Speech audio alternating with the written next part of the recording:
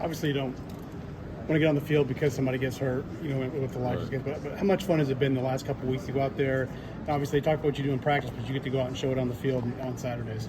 Yeah, it's been awesome. Our coaches have done a great job preparing me for these kind of moments, and it means the world learning from Elijah and EJ and Omar and all the guys from last year who are in the league now. It just means a lot to be able to come out here and show what I can do. Charlie, talk about all the fans, what the fan support has been for you and your team.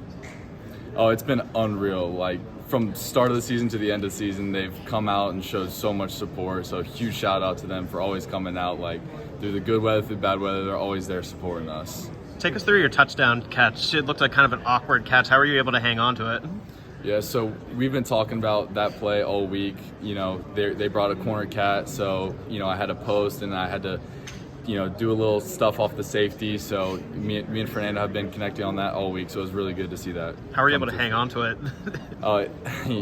We always get a good amount of jugs in after practice, so that helps. Your connection with Fernando, obviously your roommates, but in practice, in games like this, have you seen that grow, and how important has he been to your game?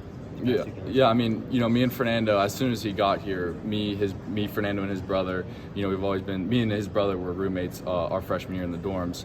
So when Fernando came, we would always be in the indoor and run through routes, just getting extra work in. So it's really good again to see us connecting on these passes. Second half dominance has kind of been a trend this season.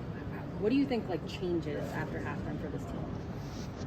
Coach Sig really comes in the locker room and calms us down and, tells us to rely on our work and our training and everything that we have done. And, as offense, we always rely on defense. And we know that they can go out there and make a really good stop and, we can do our thing.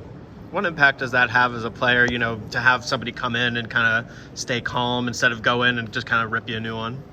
It's really good as a player, knowing that we still have our coach who believes in us and is calm and not getting on us for all of our mistakes, but getting us back on earth and getting us ready to go out there and perform.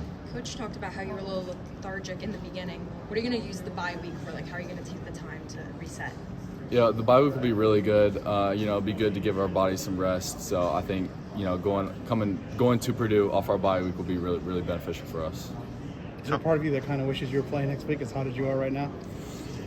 Yeah, of course. I'll play any week. I'll play every day. I love football so much, and I'll play all the time. How valuable is it to get a little mental rest at this time of year too? Yeah, it's super beneficial. Our coaches do a great job of handling the mental side and letting us take a step back and cool down before going to a big game. What's making this team special this year?